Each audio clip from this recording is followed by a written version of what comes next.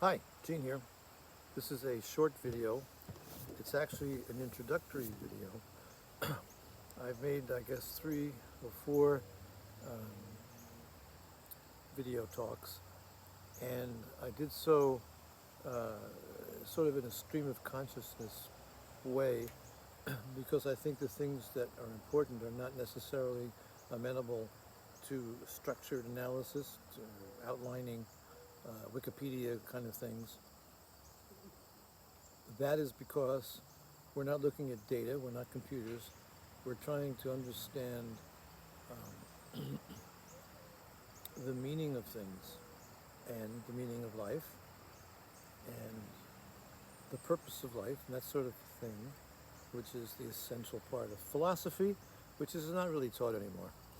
The whole concept of philosophy and theology are completely not interesting to the academics in America. The nature of philosophy is a love of wisdom. Originally, science was a component of philosophy, and it still should be, because science is not a is not a lexicon of facts. It is a procedure to use, much in the way that Aristotle composed in his novel, or sorry, in his treatise on logic. Science is a procedure. Okay, sorry. Trials are a procedure. There really are very. I don't want to get ahead of myself. I think we're going to get to the point where you probably are going to be somewhat understanding of my position that there are no facts, and that people who believe in facts are dangerous. Think about that. So what I was doing in the first 3 episodes, I was kind of meandering with the notion of engaging the listener to think about various concepts rather than to just list them. And you've all gone through boring schools that are intentionally boring so that you don't learn anything. What you have to do is take your life experience and understand the meaning of words and the meaning of what's going on. And then you can come to some kind of conclusion about the meaning of your life and life in general. So in this introduction, I just wanted to explain that that's the first 3, 4 episodes are going to be kind of, I hope they're amusing, and they're completely different from the things that you've seen before. I have no agenda, I have no notes. I've done some written works, and I'll figure out all this internet stuff and put down below. I'll put links and things like that. I don't really know how to do that right now. I'm more interested in the content. I'm more interested in you thinking. I'm more interested in you thinking. And I noticed that in this 3rd, 4th episode, I keep talking and coming back to the term consciousness. You want to head start in reviewing all this information. Think about the word consciousness. What does it mean? We talk about artificial intelligence. Is it conscious? That's a big debate right now. Could be. Elon Musk says, well, if you think it's conscious, you better as well just treat it that way, which is, it makes about the most sense you could you could find. Roger Penrose wrote a book called The Emperor's New Mind years ago, and the thesis was that if there's a computer ever created that you really can't tell if it's conscious or not, you'll never be able to tell. So that's encouraging. For me, I'd go back to a movie called The Forbin Project, which I haven't. I wonder if I could find that. Forbin. Find that and watch that movie. That was pretty cool. All right. So anyway, we're gonna try to institute a hummingbird. Oh, that is cool. Is that an omen or something? It was right there in front of me, looking at me like it was. No, anyway. So, what are we talking about? So, we want to approach consciousness. To approach consciousness, there's a certain regimen that has to be followed.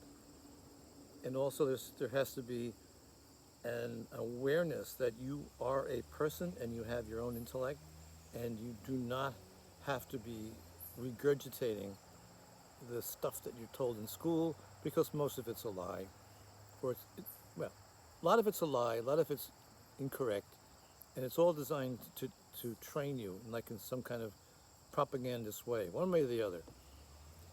It's a real shame, and I think, well, the key. I'm getting ahead of myself, but I think the key to preserving our American Republic, which is pretty much gone, is homeschooling and the internet, and just get your kid out of public school, because that's child abuse, and your child will, for the rest of its life, be behind and not understand what's going on to a large extent. Get them out of school. The public schools were designed to take poor kids who were living on the street back in the 20s and that kind of time, and get them some kind of education, and we've turned them into the ultimate criteria of education, which they are not. Not at all. Private schools are better. I'm assuming the Catholic schools are still pretty good. But public school, don't do it. So the reason is, if you go to public school, you will not learn critical thinking. You will not learn how to use assumptions. You will not understand induction. You will not understand consensus opinion. You will not understand deduction. And you will not understand validity or invalidity in a syllogism.